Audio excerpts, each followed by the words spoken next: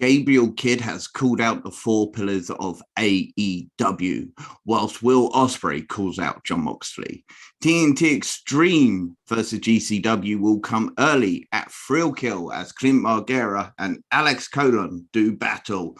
Fight Nation Wrestling's Strong show has been postponed from Thursday the 24th to Sunday the 13th of March, as all shows will now be on Sunday dates. Candy Floss is no longer under WWE contract, and Hannah Taylor has been forced to step back from wrestling due to injury. Hello, everybody, and welcome to TNT, a Great British Wrestling podcast for Great British Wrestling, as featured on Bodyslam.net, brought to you by Powered 4 TV. I am your host, the Great British Attacker, Mr. Andrew Moore, Andy to most, and I am joined, as always, by the co-host. He is Big Daddy Dan, Daniel Allen, just Dan for short. Hello, Andy. How you doing, mate?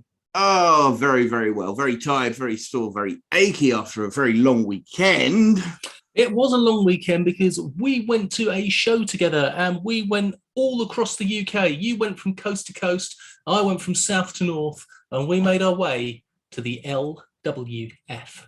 Indeed, and we'll be speaking on that in just a minute. Of course, we've got a huge show with no less than 12 amazing promotions you can go see this weekend. Fantastic shows Friday, Saturday, and Sunday throughout next weekend. We've got loads of British wrestling news, European wrestling news, and of course, as always, the reviews, including LWF. We'll just mention them. NXT UK, no ICW this weekend, but we did watch TNT Extreme's D.O.A. and Bodyslam Pro Wrestling's Anarchy in the DK. Right, Dan, I'll let you open up the show. Tell us about tell them where we were. We're at the Lancashire Wrestling Federation for the Lancashire Riot. This was a big show that they have every year, and this time we're going to have a 15-woman battle royal to decide the inaugural LWF Women's Champion, and it was great fun. We were treated so well. Everyone was lovely up there, and we got to see some excellent wrestling. There was approximately 240 people in attendance. There was a great mix of families, couples out on date night, kids having an absolutely great time, and as ever at an independent British wrestling show, the raffle was selling really well. Indeed, you had as you said, the inaugural women's champion being crowned. You had a number one contenders match, that huge 8-man tag match, and just a lot of fun and a huge American debut. Oh, yes. We started off with a 2 out of 3 falls match with Lachlan Sharp versus Stephen Cross. Didn't know a lot about Stephen Cross, was impressed with him. Good look, really good wrestling. Lachlan Sharp, absolutely brilliant. Really over with the fans. It was a good 2 out of 3 falls match. Yeah, absolutely can't qualm them anything. Nice, quick fall. Got it straight over, so like one and ready to go. Then they drew out the next 2 falls over. Great submission and great win. And as you say, Lachlan Sharp supremely over Stephen Cross. I think they're both trained down at the Future Shock Academy. But yeah, what a great way to start the show.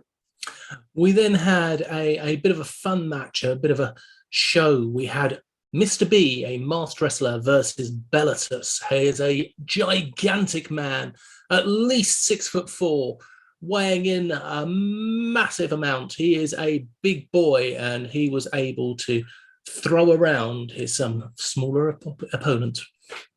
Yes, very much looked like a young Walter back in the day with the baby face, yet this huge, massive frame that he does carry around. I do like the Iron Claw choke slam variation the Great Khan uses as well. He did not take it easy on Mr. Bean. No, he did not. Sorry, not Mr. Bean. Mr. B may as well have been Mr. Bean because he was flattened by the end of it. There were 5 face choke slams. It was a big repetitive hit on poor Mr. B. Indeed. What was next? The Lancashire Wrecking Crew with the Merseyside Mercenary Squad versus the Models and Synergy. This was a lot of men in the ring. Yes, this is one of the matches I was certainly most looking forward to seeing.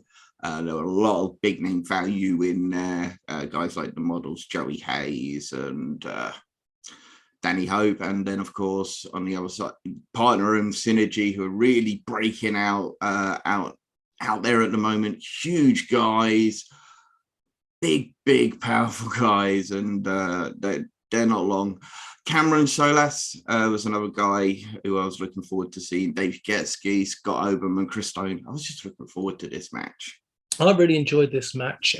Really enjoyed seeing Cameron Solas for the first time. I thought he was brilliant. Was really impressed by Getski. Didn't know much about him. Really impressed by the quality of his work. I was also very impressed by the referee in this match, Mr. James Greenwood, who kept control very, very well, which did include having to stand on the top rope and berate all of the wrestlers at one point. I thought he did fantastically in this.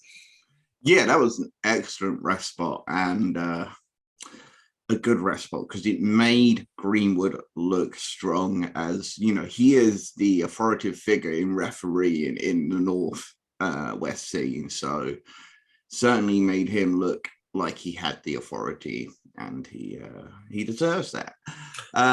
Oberman, he didn't really get much time to shine in this type of match. He's like Randy Orton. He's somebody who it's very a slow, methodical style.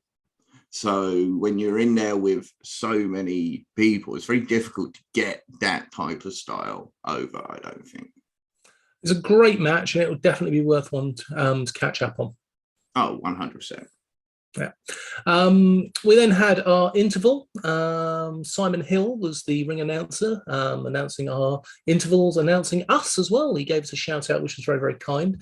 One thing that I noticed, we were sat at a table with the merch, and there was a lovely young lady, she must have been about 8 or 9, who had a poster for her favourite wrestler, for Tonga. And she came over and Tonga signed it for her and gave her an 8x10, and she was just, it was a really lovely thing. And even though Tonga's a heel there, she was so popular, even though she is definitely a heel, which we will get onto. Definitely. Yeah, I think very family friendly, so even when it's still there. We then had our number 1 contenders match, which may well be the match of the night. Nick Cutter from the Wrecking Crew versus Aiton Steen versus Sonna Durson. And wow, this was incredibly fast-paced, wonderfully technical, high-flying. Didn't know much about Aiton Steen going into this, but definitely have come out a fan, and you need to have a look at his merch because he has an excellent Aiton Steen t-shirt. Really good one. Match of the night, match of the week. That was an incredible match. 3 fantastic stars. Sonna Durson, supremely over. Fantastic wrestler. Eisenstein again, massively over with that local LWF community. And then on the other side, Nick Carter, absolutely despised by that LWF community after he turned his back on them. So there was really lots to go with this on this, and yeah, I thought it was phenomenal. If this had been a hardcore wrestling crowd, less of a family crowd, it would have been so many different chants. You know, this is awesome. It was just brilliant. Yeah, it was. Aiton also did an absolutely stunning fisherman suplex halfway through the match. It was just, it stood out to me. It was just so well done.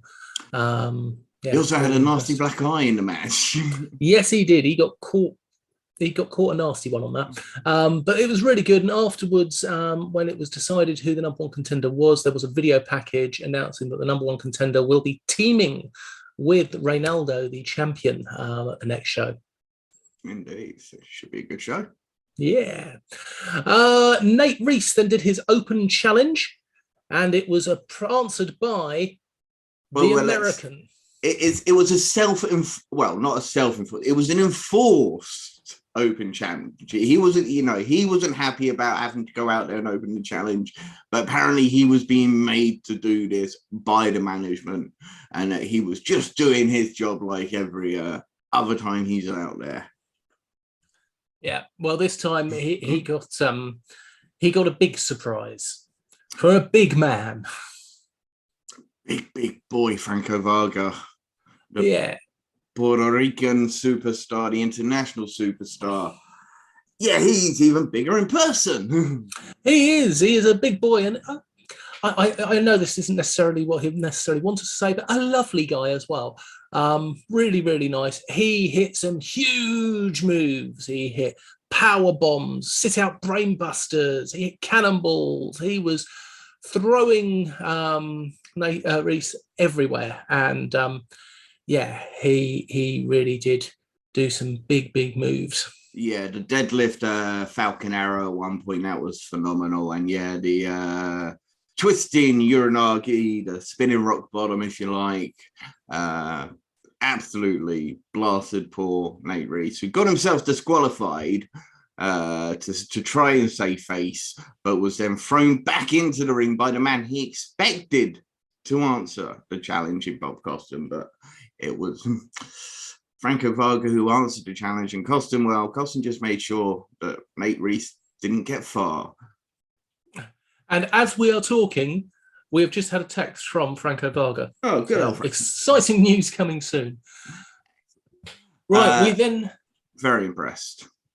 Yeah, definitely very impressed. We then had our main event, which was the Lancashire Riot. This was a 15-woman over-the-top rope battle royal, with the final 2 women going for a no disqualification match at the end.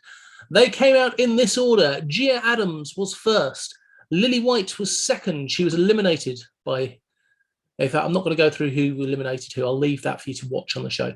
Gia Adams was first, Lily White second, Leah Raven third, Stacey Rose fourth, Natalie Skykes fifth, Lucy Sky came in sixth, Kelly Van Ness in seventh, Tonga in eighth, Rio in ninth, Helena Razor at 10th, Lana Austin at 11, Millie Marty at 12, Jenny B at 13, Kaylee Hawkins at 14, Aurora Tevers was our number 15.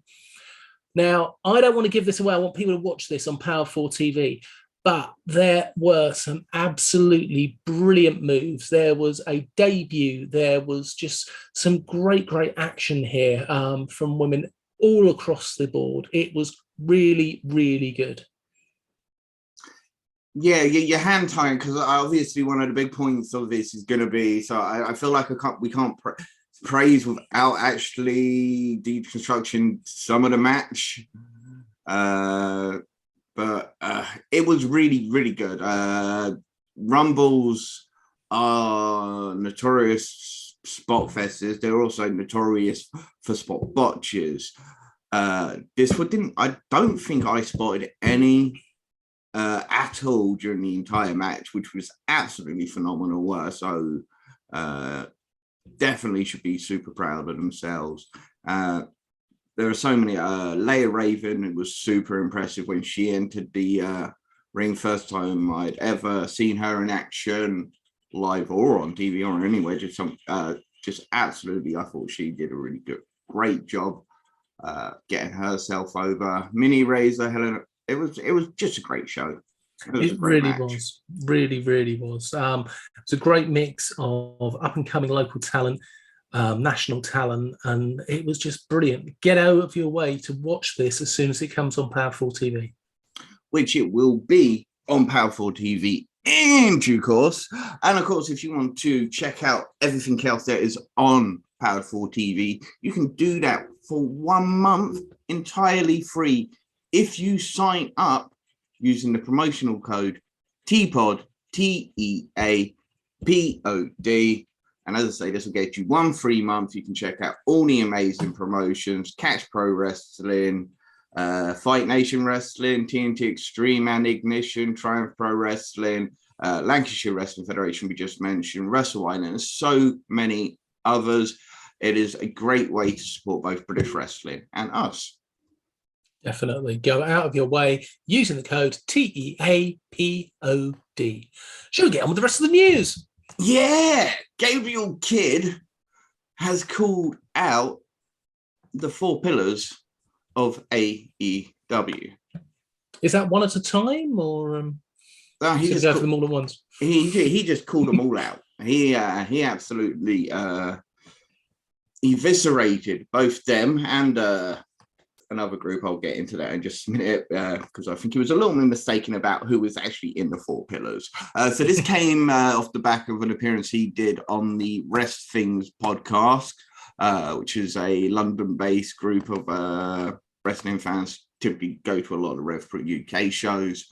So they recently had Gabriel Kidd on their show, and he was talking lots of things, one of which was his irritation of the Four Pillars of AEW. Now, his major gripe with this is, now, if you don't know your Japanese wrestling, now the Four Pillars were originally a group of people who were involved with All Japan. That is Akira Taue, Kenta Kobashi, Toshiaki Kawada, and Mitsuhara. Sorry, butcher translations. I'm very tired today. You did better than I would. They are, four of the top wrestlers to ever wrestle, not just Japan, worldwide. These are the four, so he takes umbrage with them using the term pillar. Now, of course, AEW called these group of four wrestlers, who are Sammy Guevara, Darby Allen, Jungle Boy, and MJF. Well, you say that. MJF is no longer one of the Four Pillars. He has been replaced by Dr. Britt Baker. Just because CM Punk says it doesn't mean it's true. Yeah, I think she's worthy of it. To be honest with you, I don't think it was AEW that called them the Four Pillars to start with. I think it was a fan thing that then Cody jumped on and then they moved on with it. But okay, fair enough. If you're going to call out four amazing wrestlers and get yourself on TV, call out four amazing wrestlers and get yourself on TV. I would be very happy to see Gabriel Kidd against any of those four. Yes. Well, five, yeah. So in his words, that basically he thinks that. Now, he actually mistakenly thought that apparently Lee Moriarty and Dante Martin? Daniel Garcia were apparently part of this, but no, they're apparently a group of people called the Four Killers of AEW, and that includes Kevin Blackwood and Wheeler Yuta. And I think they've been called this because of their technical ability. Either way, he then decided, well, it doesn't matter it applies to all four of them. Put those four people in the world against himself, Clark Connors, Alex Coughlin, or Carl Fredericks, which are the original four LA graduate, LA Dojo students. I know who my money would be on now if, this.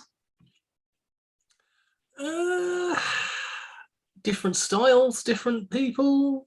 I'd be interested to see it. They would be crushed. You've seen Alex Coughlin in action. You've seen the size of that young man. You've seen the size of Gabriel Kidd. And you've seen the speed and the technical ability of Sammy Guevara. I would put the four NJPW strong guys, the LA Dojo guys, easily beating them 4-on-1. Honest to God, all four of them against just one of the NJPW strong graduates. I know if we're going to talk about who's most popular, yes, the AEW stars. Who's going to say the most over? It's going to be the AEW stars. Who are the better wrestlers? Every single one of the NJPW strong members. In fact, they get called the Four Pillars a lot, but I only see one true future person who could really main event the biggest wrestling show in wrestling, whether it be an AEW, a WWE, or an NJPW one, and that's MJF.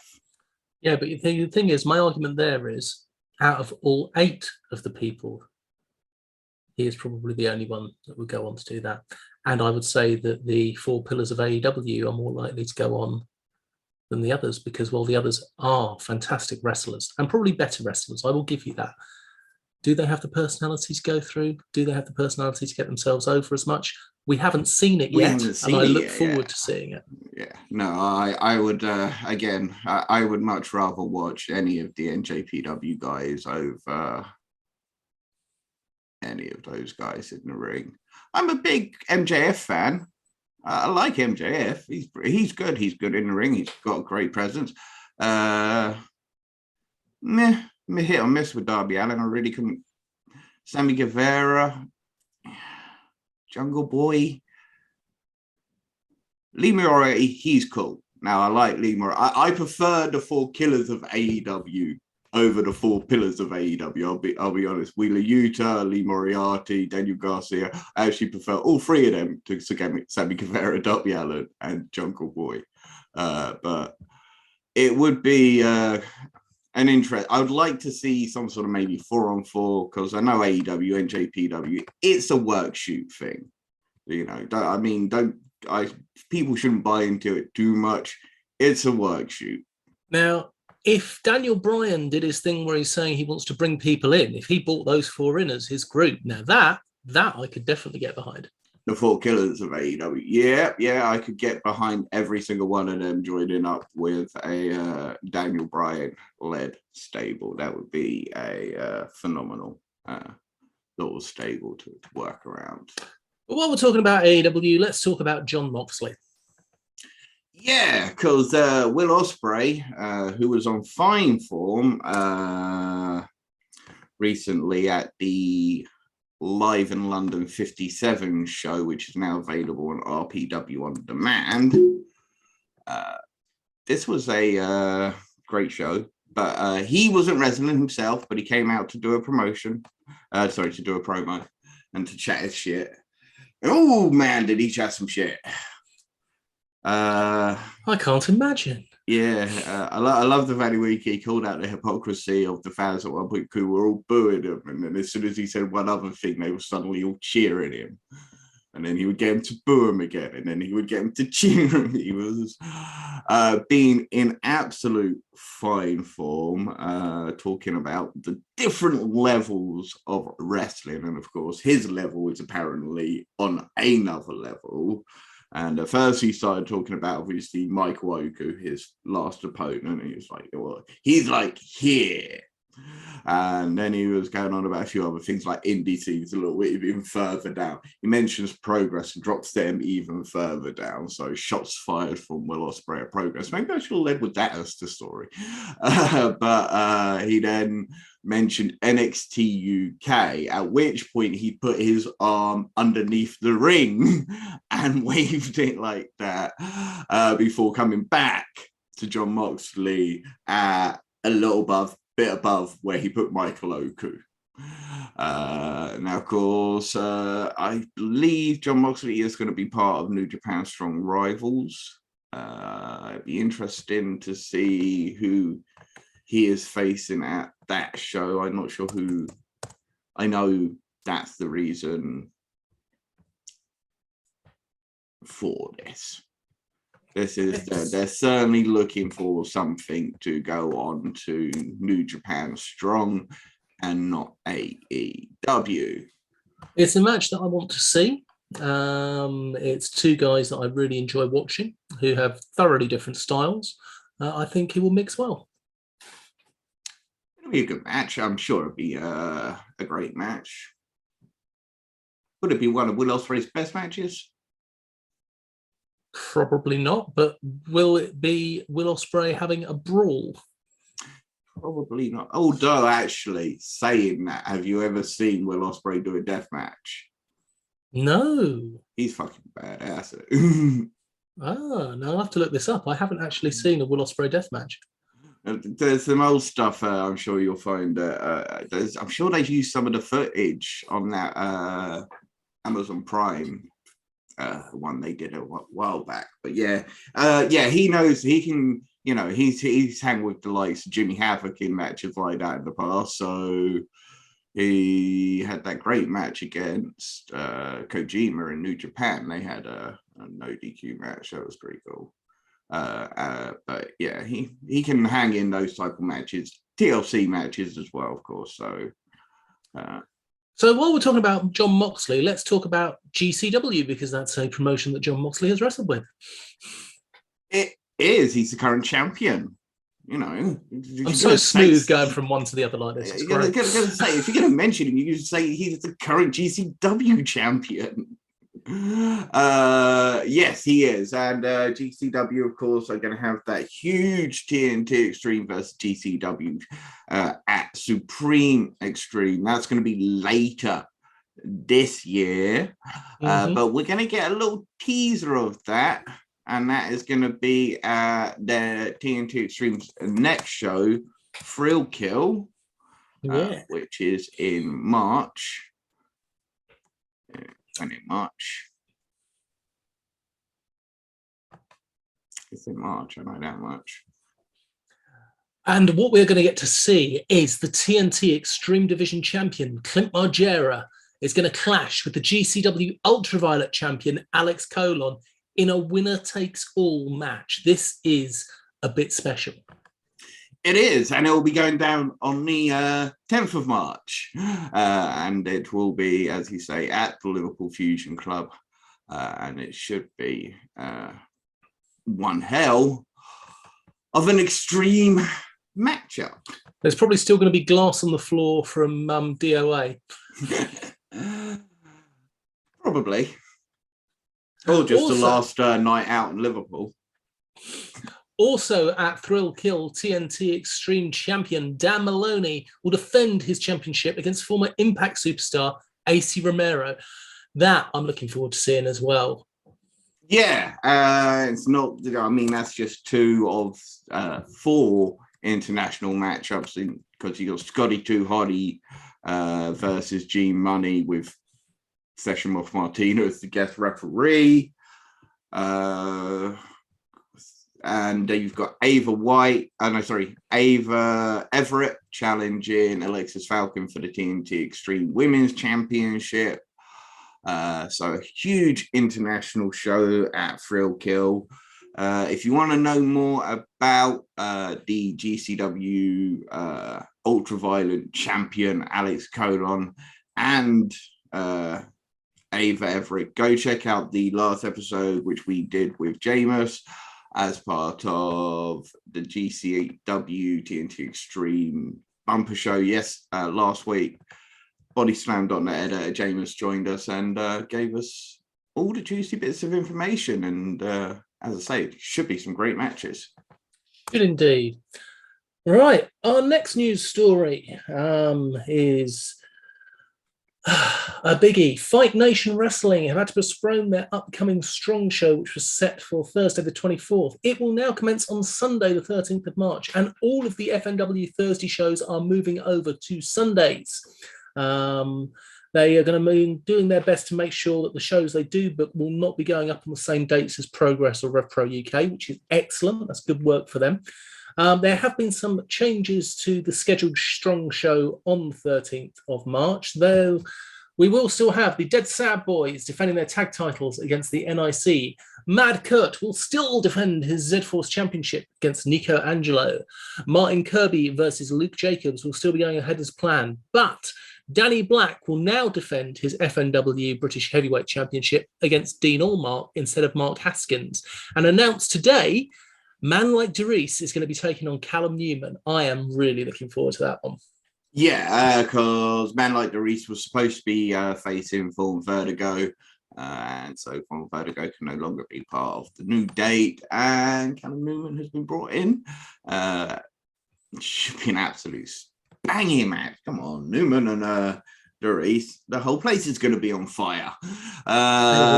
Mad Kurt, Nico Angelo is still going to be a great match. Interesting change with regards to the heavyweight championship. Danny Black, of course, very much looking forward to getting in the ring with one of the stalwarts of British wrestling and being it for a British heavyweight title. It just means even more to him. Indeed. Let's see how Dino does against Danny Black. Indeed. On to the next part. Candy Floss is no longer under WWE contract. No, she is not. Candy Floss, unfortunately, had been going through some stuff. She lost her mother just before she was taken on by WWE, and she had been suffering from various issues while she was there. And her contract has now come up, and she has not re-signed. So, Candy Floss, we hope you're doing well, and we hope to see you soon on the British independent scene. Yeah, she certainly does not see this as the end of her journey. In the statement that she did release, she did mention that she is hoping to still look to eventually get back into the ring. She hasn't competed since 2019, which is a long time. As you say, she has been suffering from both PTSD and mental health issues, all linked to the passing of her mother. She also had issues last summer with her relationship being brought into question with Spike Trevay, which did not help at all. In fact, it compounded those issues. That was a statement that she released last summer, 6 months on, unfortunately. And they chose not to renew her contract when it expired in December. She's not the only contract that was allowed to lapse and run, but she did make sure to point out the fact that WWE had been fantastic throughout the entire contract run, because, as I say, despite, she literally got signed and then everything just kind of went a bit wrong for her, and that is completely understandable. And WWE did support her for over a year and a half, so they should be commended for doing so as well. And just hopefully we'll see Candy Floss back on the scene at some point. Indeed.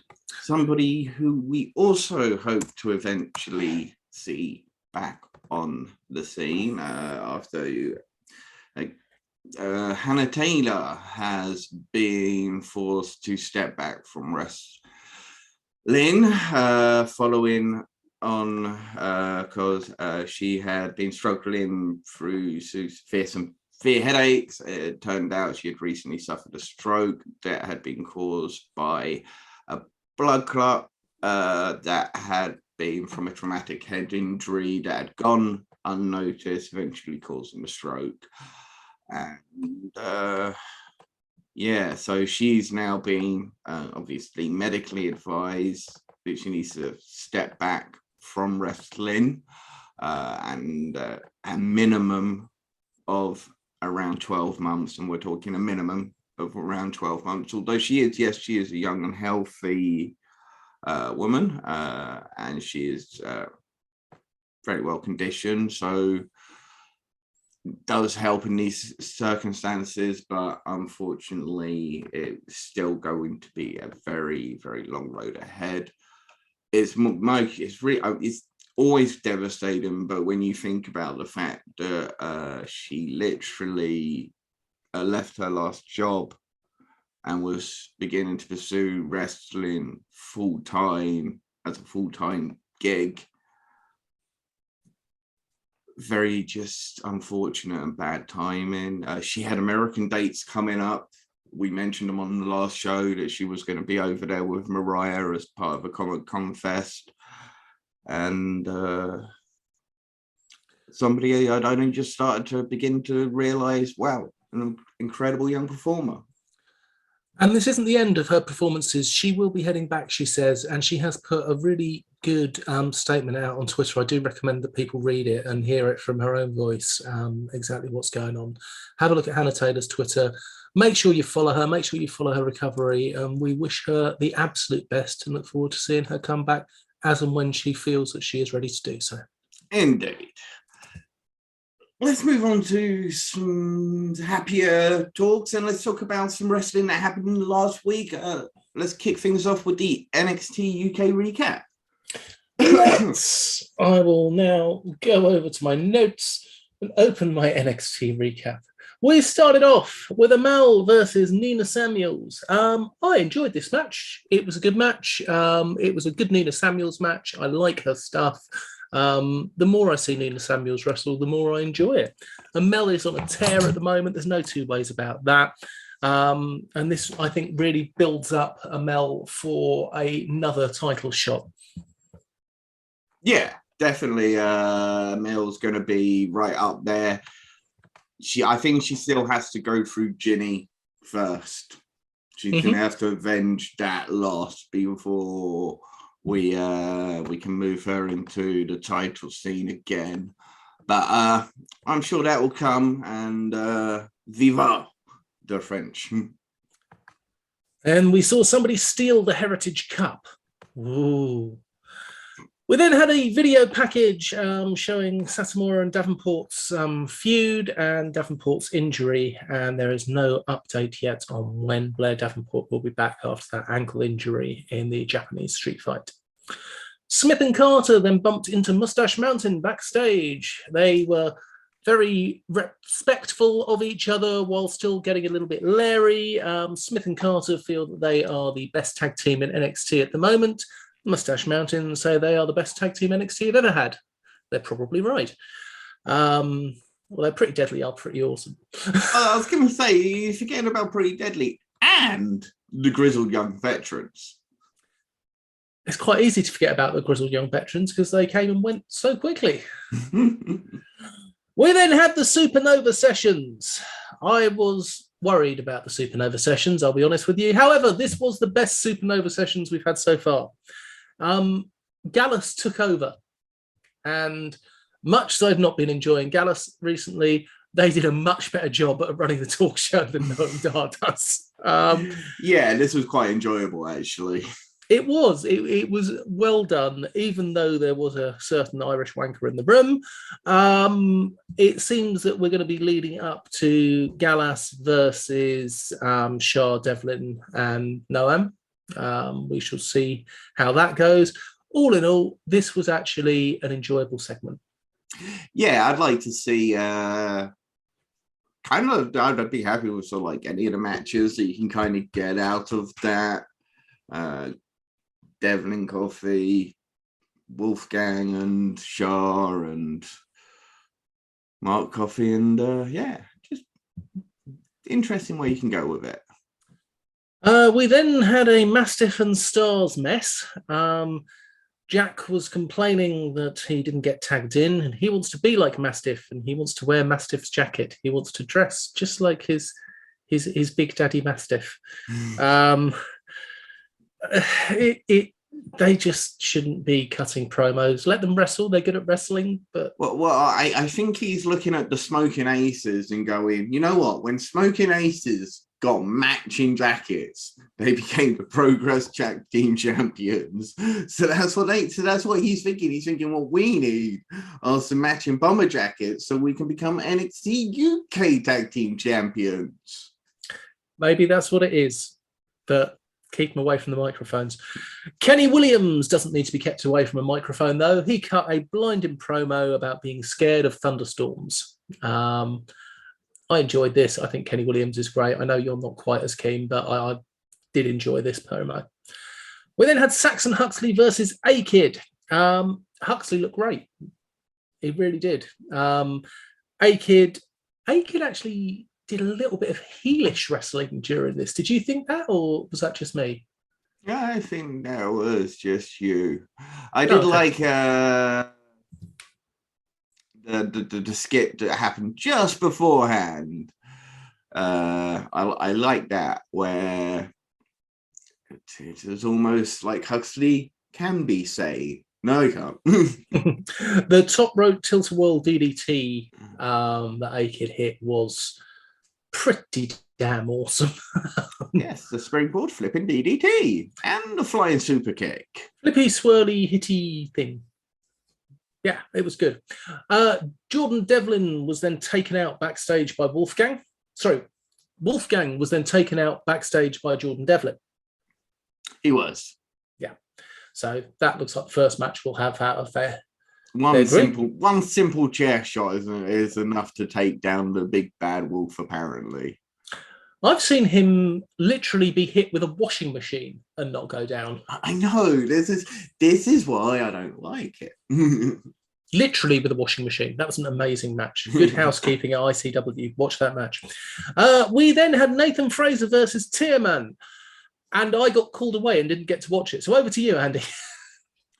Nathan Fraser versus Tierman was a really, really good match. What do you expect? Two fantastic young competitors. Some really, really fun spots. One where Tierman goes to whip Nathan Fraser into barricade, but he manages to jump up onto it and then backflip back over it into a moonsault. Oh, I love Van Dam. I love. And there was just a lot of very interesting work, interplay between all the parties, because of course it was Diffamilia. So they were ringside. Nathan Fraser, Rohan Raja and Charlie Dempsey. But it was Fraser who came away with a win. I will make a point of watching this match. I just literally got called away and I haven't had a chance to get back to it yet. Overall, from the bits that I saw, and I'm going to assume the last match was just as good, if not better, I'm going to give this a 3 sugar rating. Yeah, 3 sugars in my cup of tea. I can't see it. I don't think it deserves any more than that. No, I think it was better than average, so it's better than a 2.5. So, yeah. Why not? Well, I watched Rev Pro UK's live in London 58. It was the one where Will Ospreay gave that incredible promo. But it kicked off the show with Sunshine Machine, Chuck Rambo, and TK Cooper versus Dan McGee and Mad Kurt. What can I say about this? It was interesting. Typical Sunshine Machine match. Lots of double team moves. Mad Kurt being his usual Mad Kurtness. Dan McGee playing the foil to Mad Kurt. The Sunshine Machine came away with the win. Afterwards, Sunshine Machine were like, Dan McGee, dump Mad Kurt, take yourself seriously, and maybe you too can be like us, and once you take yourself seriously, become champions. I'm sorry, Sunshine Machine taking themselves seriously? Yeah. Because let's not forget, before they were, when they revamped as Escape in the mid-card, they were a bit more serious than the overall Sunshine Machine that they've turned into. But I think that was the point they were basically making. Alex Coughlin then took on Joshua James of the Contenders. If you haven't seen Joshua James, he is a big man with big hands. And Alex Coughlin is also a big man with big hands. And these two big men with big hands slapped each other for 10-15 minutes. Alex Coughlin then suplexed the even bigger Joshua James around the ring before putting him in a sleeper hold and putting him to sleep. It was a good match. It really did get to show just how bloody strong Alex Coughlin is. I mean, he literally deadlifted Joshua James off the mat at one point. Oh, and he gorilla pressed him. Gorilla pressed him? Yes. Nice. It was ridiculous. Incredible, to be honest. So definitely go out your way to watch that if you can. Hyan then took on Debbie Keitel. Now, in the past, I've not always been the nicest to Debbie Keitel. This was the best Debbie Keitel match I've seen personally. There might have been other matches where she's also had other great outings, and I'm sure she has, but this for me was definitely her best outing that I've seen. She was slow. She was methodically paced. She focused on Hyan's arm. She worked that well. Hyan had some great hope spots throughout and got away with the win via a roll-up. And she was super happy to do so. And Debbie Keitel was super angry that she still lost. But overall, you know, this has been better than I've seen before, and I thought they actually, between the two of them, really, really good match. And definitely one to check out. Michael Oku then took on Callum Newman with the Cruiserweight Championship on the line. I don't really have to say, I mean, is there any point in me even telling you guys how much I like this show match? Because, I mean, you pretty much know I was going to like this match. Was it flippy? It was flippy, but it was still flippy with a point. Callum Newman had some good spots. Looked like he had Michael Oku beat. Maybe it looked like all everything that Michael Oku had been doing to himself was going to come back and that Newman was going to get the win. But unfortunately, it was not to be. And Michael Oku picked up the win. And yeah, really, as you can imagine, two fantastic performers, great match. That was the end of the first half. Next match, Dan Maloney versus JJ Gale. Sorry, this is at the point where Will Ospreay comes out and does his promo. What I didn't mention about earlier was after he had finally finished cutting his promo, out came one RKJ, who basically told Will Ospreay that, you know, he can knock him out right now. He just doesn't want to because he's got another match later and he's going to concentrate on that. But Will Ospreay should know that he is the number one contender and he will be coming to take his title, at which point Will Ospreay acknowledged him and said, yes, you are the number one contender, probably. And we shall meet again, and left. And then we got Dan Maloney versus JJ Gale. JJ Gale tried to attack Dan Maloney before the match had even got going. He must have thought that this was the only way he was possibly going to stand a chance. He was probably right, because once the match got going, Maloney just crushed him in several ways with clotheslines and chops, and eventually the drill up in JJ Gale away. Easy victory. Then it was Gabriel Kidd versus RKJ, Ricky Knight Jr. Two great strikers there. Yeah, and they battered the crap out of each other outside the ring for most of it. They finally got back in the ring where they proceeded to batter the crap out of each other some more. And after they finally got done where you thought they were finally done beating the crap out of each other, well, they just kept on beating the crap out of each other. That was until Gabriel Kidd hit two huge clotheslines, the Bulls line that turned Ricky Knight Jr. inside out. Hit it first time, but RKJ kicks out, hits it again. RKJ did not kick out this time. Gabriel Kidd came away with a win.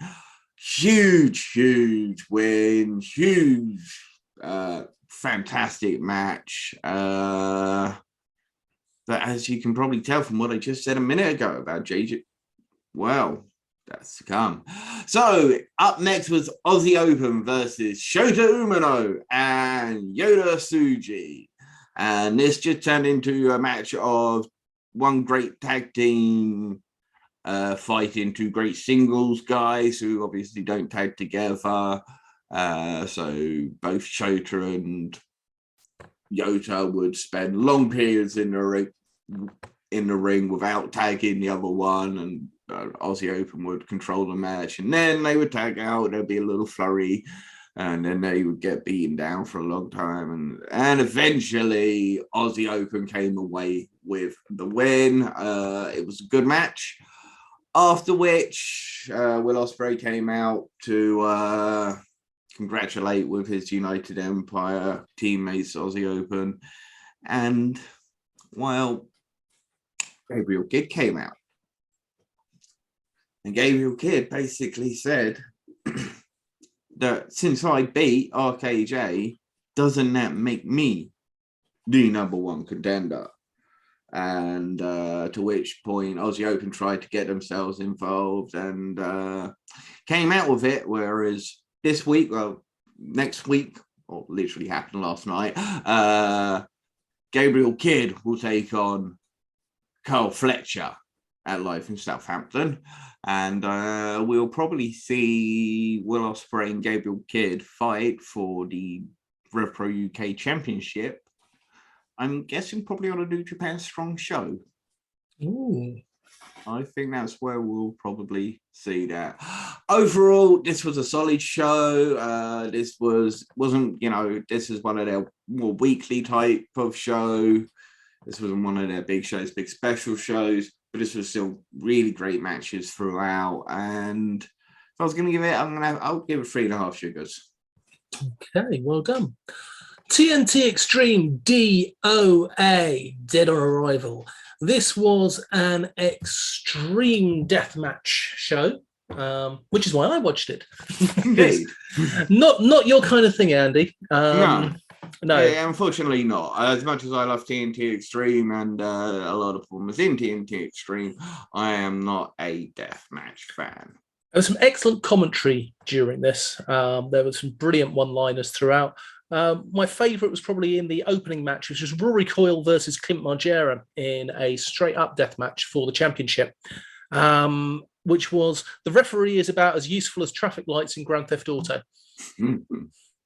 So we started off with a standard death match. There were jump leads to each other's cheeks. There were kendo sticks. There was a curling bat in barbed wire, a VHS recorder. There was stapling posters to cheeks. Oh, so this was the Extreme Division Championship match on the card. Yes. Yeah. So that's how we started. And in the end, Clint Margera hit a Death Valley driver onto a pile of VHS tapes to retain his championship. There we go. We then have our first match in the tournament, which was Session Moth Martina versus Lou Nixon in a barbed wire and tables match, where the top rope on one side of the ring was wrapped in barbed wire as opposed to all of the ropes being wrapped in barbed wire. So you could still do moves across the ring without hitting the barbed wire strands. Started off in typical Session Moth style, sitting down and having a beer. Slug, slug, slug, slug.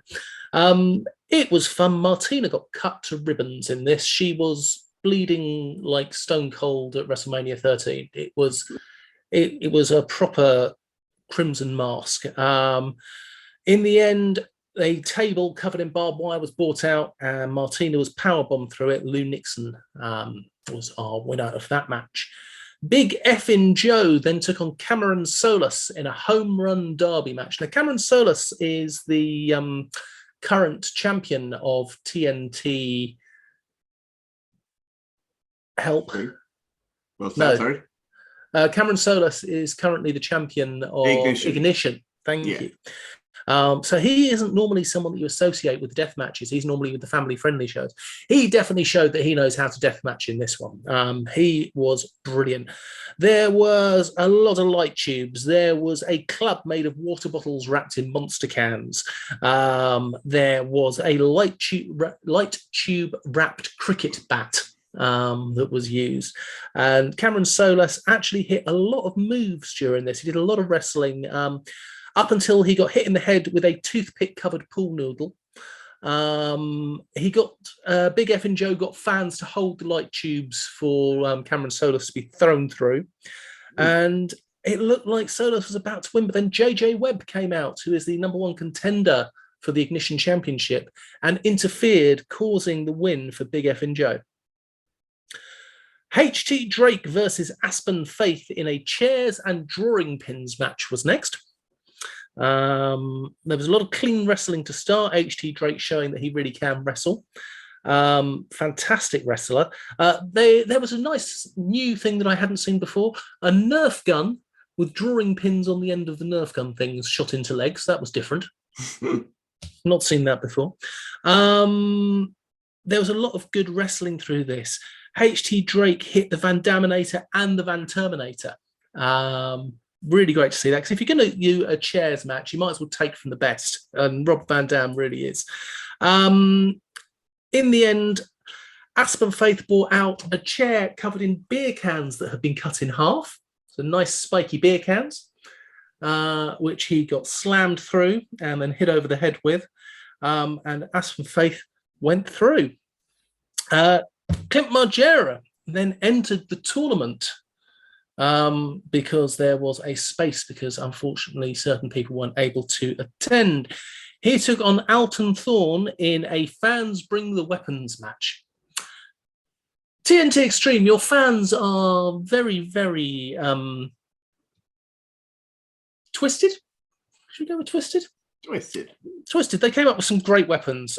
These included, but were not exclusively to, vinyl records, cheese graters, a squash racket with sharp spikes put in between all of the spikes, all of the squash bits. We had a pineapple. We had an inflatable banana, a boxing glove covered in Lego, kebab sticks. Clint Margera took a lightsaber to the dick. A bag of stinging nettles and holly leaves was then pulled out, which was new. I'd not seen stinging nettles used in a death match before. And in the end, there was a DDT onto a chair, and Clint Margera continued through. We then went on to Big Effin' Joe versus Lunix and in a light tube and pane of glass match. There was an insane amount of light tubes used. I don't think there's any light tubes left in Liverpool, as they mentioned during this. It was a lot of broken glass. Big Effin' Joe's white shirt by now was pretty much pure pink. I don't know if you've seen Big Effin' Joe wrestle before. He wrestles wearing a white shirt and white pants. Generally looks like he's wrestling in white Y-fronts. Not that I would ever say that to his face, because he is terrifying.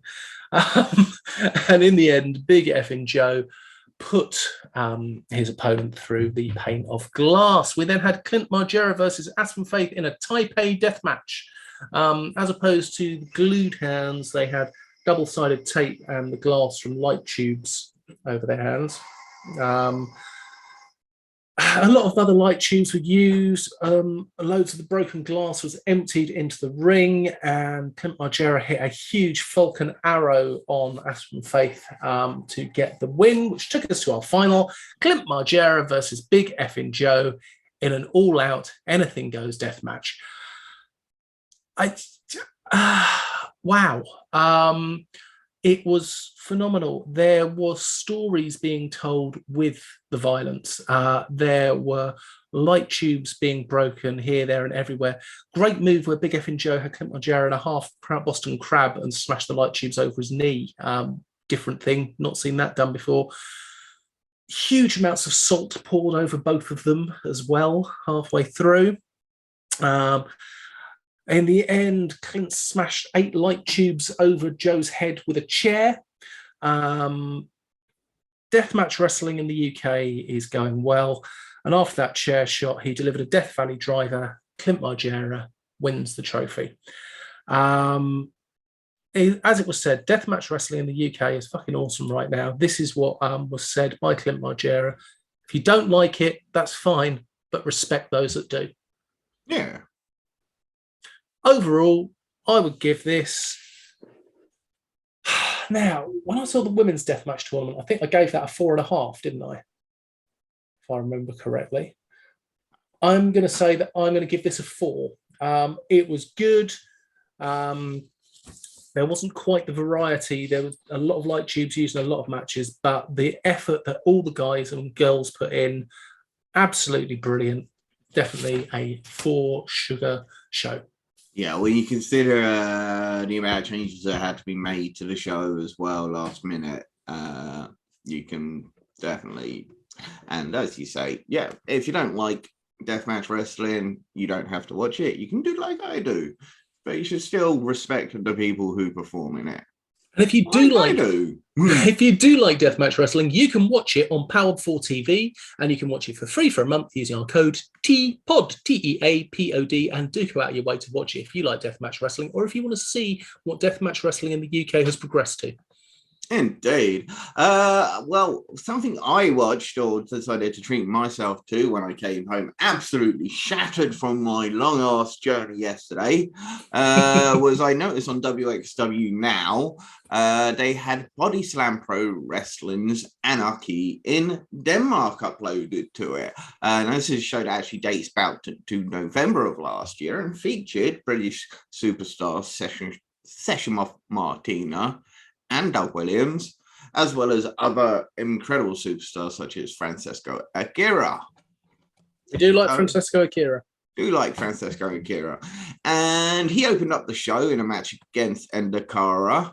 And it was an incredible match. Francesco Akira and Endakara, Swedish wrestler Endakara, and Italian wrestler Francesco Akira, they absolutely blistered each other. It was phenomenal. Hell-blazing match of just pure fire. It was, I couldn't credit both of these guys enough.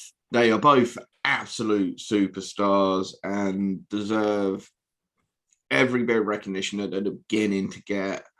And definitely, as you can go out. I believe you can see the show on IWTV as well. I think it was uploaded there a little while back. But yeah, you can also check. I would recommend going back and checking this out.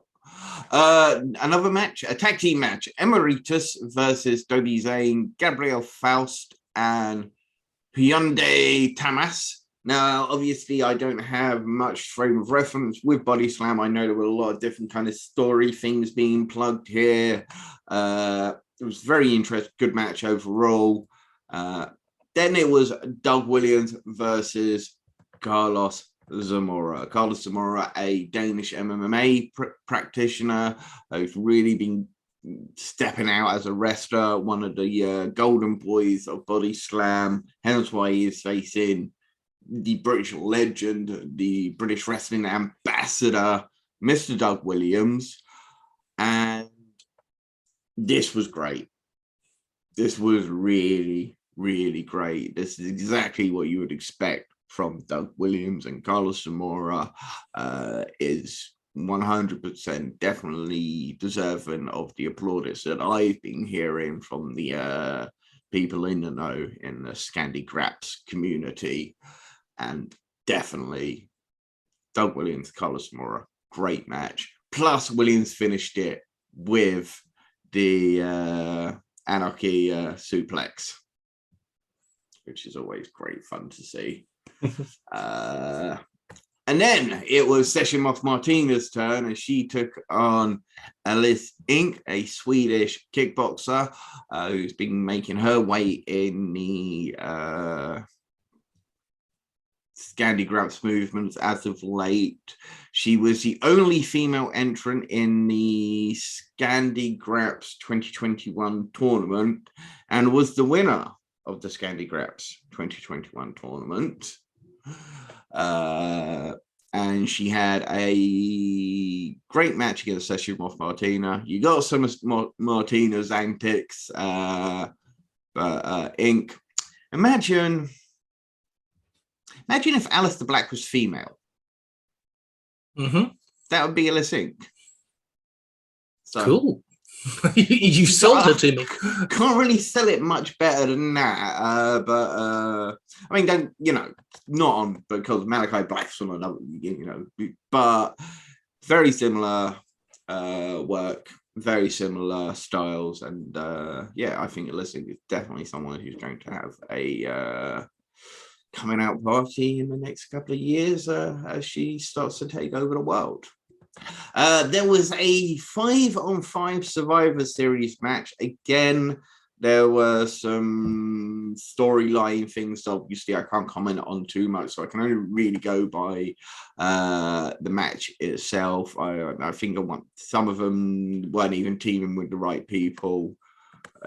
But you had on one side, you had Randa's Panye, the Randy Party of Adonis and Xander, and they were teaming with Emeritus, who was out for the second time, and Michael Fine, and some guy called Torben Lipslick, who looks like a manager of some description. Although he did bring out his wrestling gear, he didn't last long. And then on the other side, you had the Easy Lovers, who are a very much an 80s rock band, American rock band inspired act, and I bet they're not a shining wizard, though, are they? They're not a shining wizard, no. They're comical. Their thing. One of them hails from Just Banging Your Mama. And then there was the Swedish Elite, who are a tag team of Steinbolt and Tank Anderson, who are a phenomenal tag team, apparently out of Sweden, one of the longest Bodyslam tag team champions. That was easy to see. You could see straight away they were fantastic workers, both of them. Bam Bam seems to be the big member of Easy Lover. Randa's Bangye are fantastic, great tag team. Emeritus was out for a second time, showed exactly why he's one of the top stars. Very, very, very impressed by Michael Fine, who's somebody I definitely very, very impressed with. Overall, this show was really, really good. I didn't really, just went in. I knew some of the names, and I thought I'd go into this out of a clear. I'd easily give it the same as I gave the Rev Pro UK show, 3.5 sugars. Cool. Indeed. Let's get on to the incredible wrestling coming next week. Let's start off with Friday the 18th, Ambush Wrestling, spring-loaded at Ely in Cambridgeshire. Sunshine Machine versus Jake O'Grady and Jack Kent. Damon Moser versus Danny Black. Evie Madden versus Laura Di Matteo. Mike Bird versus Rex Armstrong. Ava White versus Livy Grace. And Warren Banks versus Spike Trevay. Yeah, great little lineup, some fantastic names there. We spoke to Danny Black when he told us about Ambush. He said it's very sort of like a lot of the top Progress stars, very family-friendly show. And you can see it right there. Warren Banks versus Spike Trevay. That's a match I'll be looking forward to. Damon Moser, Danny Black should be a very interesting match. Yeah, definitely. Black Country Championship Wrestling. Yes. There we go. You guys are always so lovely to us and retweet us and everything, and we love you to pieces, and I can't even say your bloody name right. Black Country Championship Wrestling have got their big show on Friday. Lee Hunter and CJ Rawlings versus the Clarkwood brothers. RC Chaos has an open challenge. TJ Sky versus Man Like Doris versus Lucas Cashmere. Carson Bailey and Luke Basham versus Disavowed, Bishop and Bevan. And Lucia Lee is going to be taking on Leah Raven, who we saw for the first time this weekend and were very impressed with. Indeed. Do like what BCCW have been putting together down in that Birmingham Midlands region. Man like Reese making his debut for the promotion, of course, an 0121 guy. And Leah Raven, I was supremely impressed with what I saw at LWF. So her versus Lucia Lee could be a very interesting matchup. And of course, Lee Hunter is on fire at the moment, so there should be some great matches. Indeed, yeah. Lee Hunter is just we don't want to call it a renaissance, but we don't even want to call it a comeback. But he is certainly on having a great run of matches recently. On Saturday the 19th, we'll kick things off with Pro Wrestling East and Out of the Ashes show, which will also be in Cambridge. Will Cruz versus Gene Money in a first round championship tournament match to crown a men's champion, along with Jordan Saeed versus Peter Nixon, also a first round championship matchup. Then we have 2 first round matches from the women's championship tournament, and it's Kelly Van Ness versus Mariah May, and Lana Austin versus Charlie Morgan. On top of that, you've got Mad Kurt versus Ollie Peace, Hustle Malone versus Roy Johnson, Everett Connors and Nightshade versus Rebel Kinney and Tarquin. UKPW have the Blizzard Brawl in Falconwood. Danny Black, the champion, is going to be going up and defending his interregional championship against Just Joe Lando. Harry Sefton and the Two Good Eggs are going to be going against Nino Bryan and the Teens with Attitude, and they are having their tag team championship on the line during this one, the Two Good Eggs. Jack Kent versus Marcus Broom. Alexander Roth versus Bullet. Sapphire Reed versus Kira Shomera. And Ava White and David Francesco are taking on Sam Powell and Will Craven. Yeah, great matches there. Danny Black, Just Joe Lando, UK AEW Interregional Championships. That's going to be a banger, and you know it. The Alexander Roth versus Bullet matches for the UKPW Heavyweight Championship. Kamikaze Pro Wrestling over the top 8, and they are in Digbiff.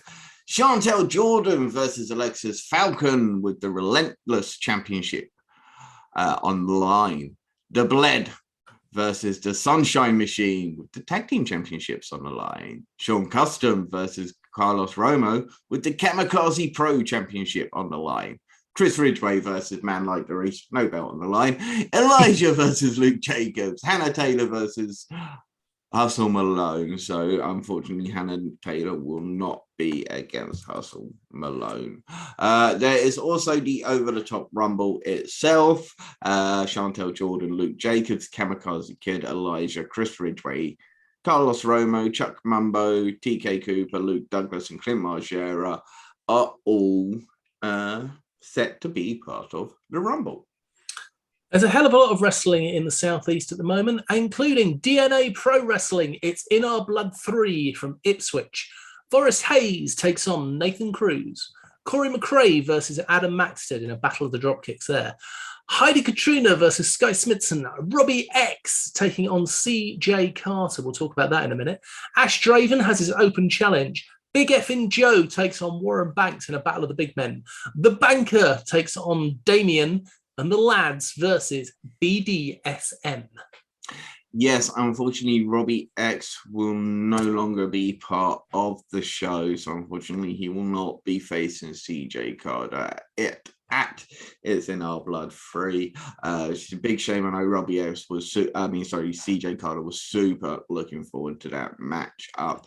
As well as obviously have DNA having a top star like Robbie X making his first time appearance for the promotion.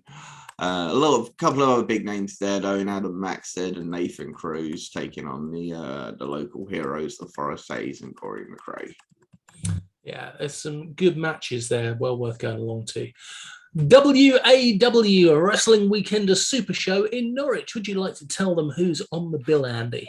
Indeed. It is PJ Knight versus Callum Newman. The WAW World Heavyweight Championship will be on the line as Brad Slayer faces Joseph Connors. The WAW European Championship will be on the line as Aaron O'Malley takes on Drew Marshall. The WAW World Light Heavyweight Championship will be on the line as RKJ faces Jaden Dokwa.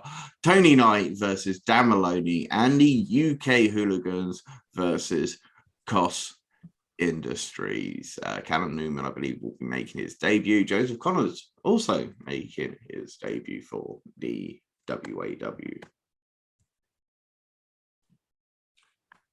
Okay. OTT Road to Scrapomania. Big Damo versus Charlie Sterling. Ring Technicians versus Aussie Open. Mark Haskins versus Jay. LJ Cleary versus the OGAMO. Emerson, Jane and Jetta versus Alex Windsor and Debbie Keitel. Yes, Road to Scrapomania. Also on Saturday, FWW Combat Volume 4 in Gloucester. Big Country versus Toby Valentine. The FWW Women's Championship will be on the line as LA Taylor defends against Lizzie Evo, making her debut. Nico Angelo versus Tiger Ali. And Axel Carter versus JD Knight. On Sunday the 20th, SWW Combat Volume 5 in Bristol. We have Alex Carter versus Buzzsaw Bronson. The Hartson Bennett versus August Jackson. The Tag Team Championship match will feature the Smoking Aces versus the Greedy Souls. That'll be amazing. And Tyson T-Bone will be in action. It is Harrison Bennett or Man Like Bino versus August Jackson, yes. And Tyson T-Bone making his debut for the SWW promotion. Up further north, I'll let you take it. It's ICW. It is Square Go. It is Glasgow. And it is a hell of a card. Mark Haskins is taking on Kez Evans. That is going to be absolutely brilliant. And that is, of course, for the championship.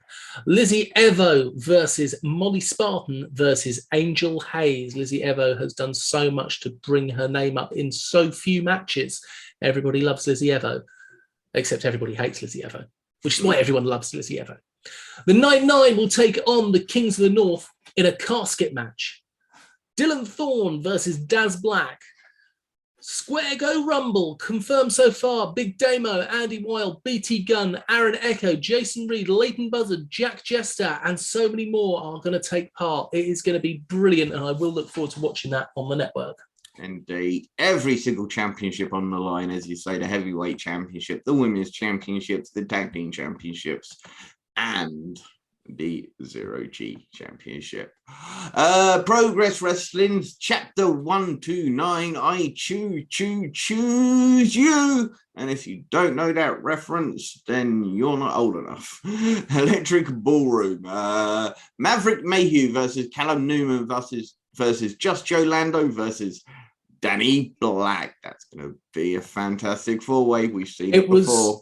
My match of 2021. Will it be my match of 2022?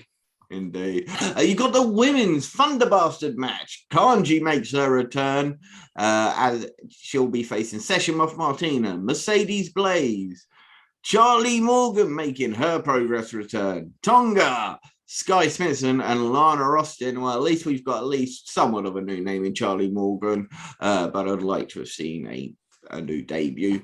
Man like the Reese versus Spike Trevay. Chris Ridgway will be teaming with Luke Jacobs to take on the Sunshine Machine in a triple threat tag team match that also features Elijah and Crowley.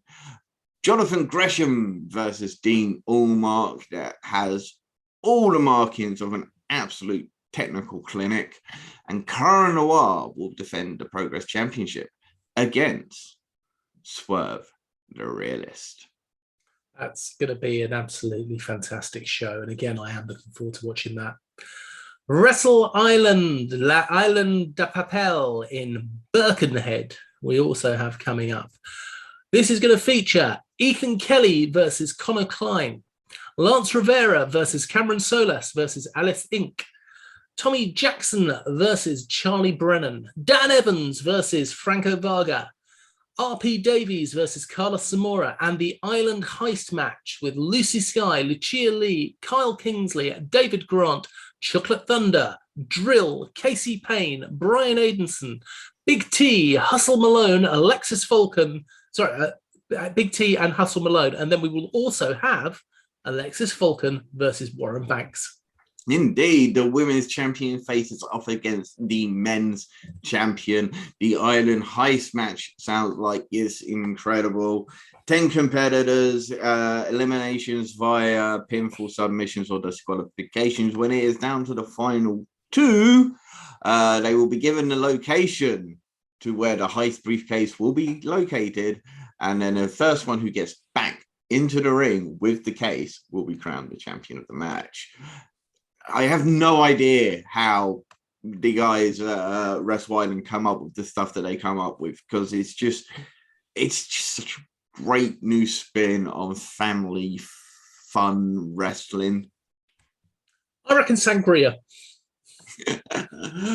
I think it would probably take much harder drugs to come up with some of the best stipulations. We are not saying that the sorry, it was a joke. We're not saying that the promoter. I think they know on, that. Yeah, I think they know that. It's just having a bit of fun. But yes, do you remember the red and light match from last time?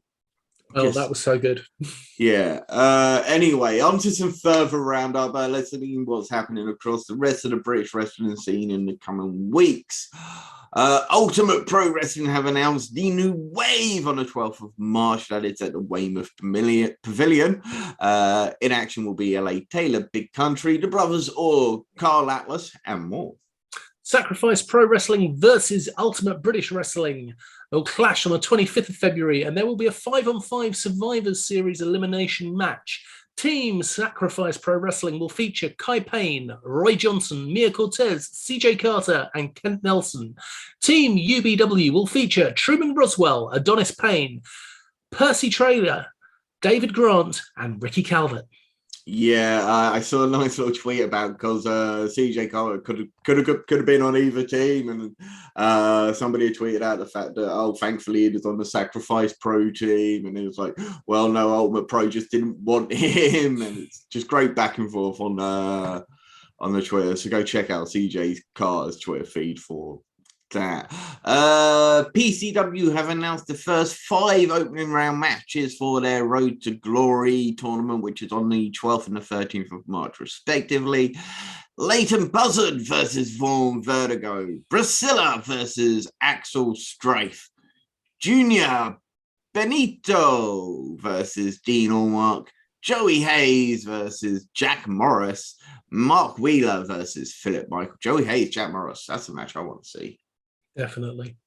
TNT Ignition. The Ignition champion Cameron Solis will team with Roughneck to face the Mank Union, Sam Bailey and JJ Webb at Ignite the Fire on the 13th of March at the Fusion Bar in Liverpool. Also in action, Tate Mayfairs will take on Big Guns Joe, plus Chase Martini will go up against Tom Felwell. Yeah, some great matches there. Tate Mayfair's Big Guns, they have faced each other on Progress. Chase Martini and Tom Fell, 2 of my favourites in the TNT Ignition. I'm not sure I'm going to be rooting for Tom. I think maybe Chase. I like it.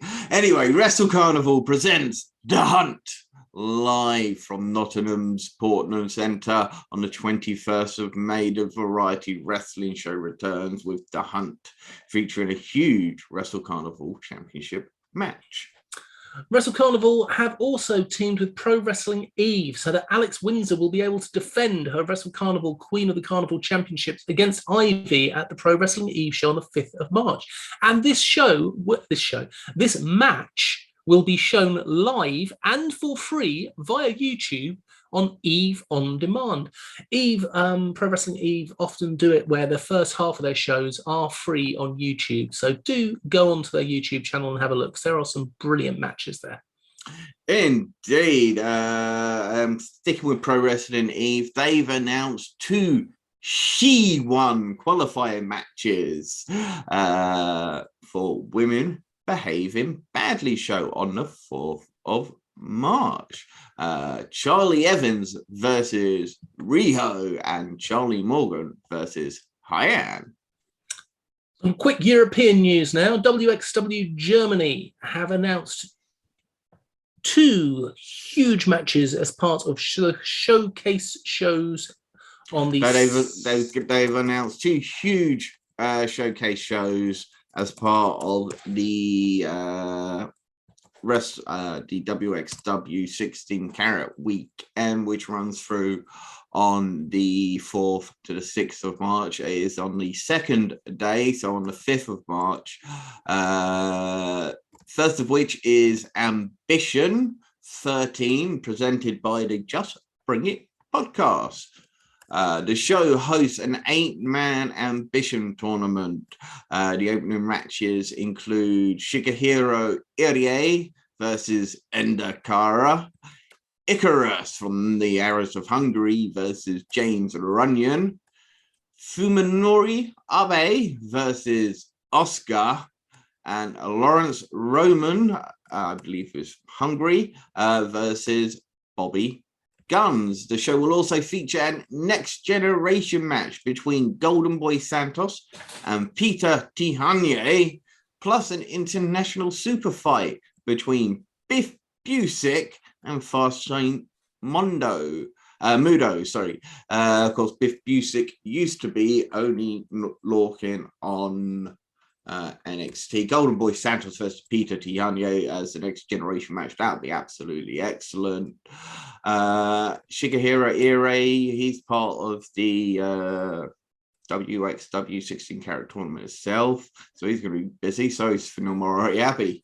But the second showcase during the 5th of March is the International Promotion Showcase, which is set to feature Passion Pro from Hungary, Smash Wrestling from Canada, and Bodyslam Wrestling from Belgium, who'll be joining the previously announced Wrestle Carnival, Bodyslam Pro Wrestling, and APC Catch from France.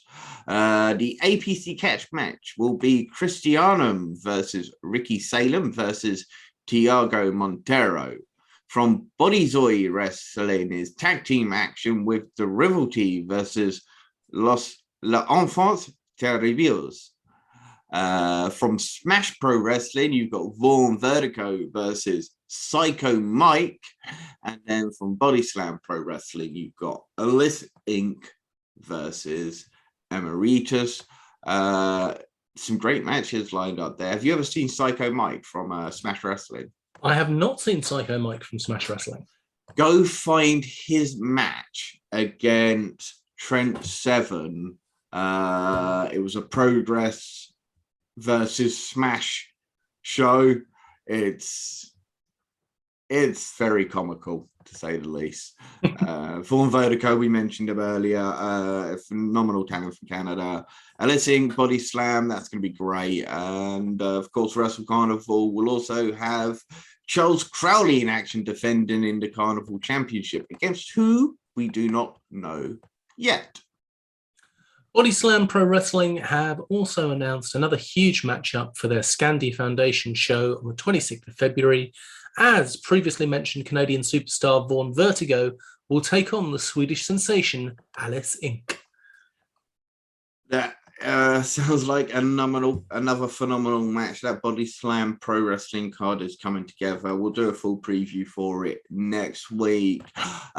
Next week we will be reviewing. We'll be doing some a little bit of a Scottish wrestling. You'll watch this week's ICW plus next week's ICW. I will be watching Discovery Wrestling, which is free on YouTube. We'll also be checking out North Wrestling NCL, which is available right now on their Patreon. So go check that out ahead of time, see if your thoughts line up with my thoughts. I'm sure they will. I've seen the first half. It's absolutely brilliant. I just didn't get enough time to finish it today. So I look forward to talking about that next week. Anything else? Yeah, I just want to once again say thank you so much to the LWF. You made driving 515 miles well worth it. It was a great show, a great evening out. It was fascinating to be able to watch a whole show being put together, from the wrestling ring going up to the merch being put out to the wrestling ring being taken down at the end, to being able to chat with some of the wrestlers outside of it, and also meeting Tony Knox, the absolutely fantastic. Yeah, we didn't talk about it earlier. I mean, we literally got the star treatment from the guys over at LWF. As you say, Simon Hill gave us huge shout outs during the opening of the show, and as well as the opening of the second half. That was absolutely phenomenal. Steve was so welcoming throughout the entire day. So many great people to chat to. Tonga, Rio we had a great chat about how Northwest Strong should be dominating the entire scene. Franco Vargas doing a nice little 1 minute piece with us during the day. That was phenomenal. We've got some incredible interviews coming up in the next few weeks. We'll also be sending out messages to everyone that we did speak to this weekend, because yes, of course, we would love to have all of you guys on the show at any times, especially James Greenwood. We need to do a referee card collection now. We got the 4 young superstar collection. Now we need the referee card selection. So we'll definitely have to get Greenwood on the show soon. Franco Vargas will be joining us at some point shortly. We've got PW coming. Tommy Kyle is another interview we've got coming up for you soon. And just to say thank you again to all the amazing support we've found from within the industry, fans, the promoters, and the wrestlers. It's been an incredible journey this first year and a half, and it's going to continue to grow. It's humbling. It really is. Indeed. I think with that said, ladies and gentlemen, it's time to call it a night. We'll be back with you next week. And remember, ladies and gentlemen, and everyone in between, don't feed the trolls.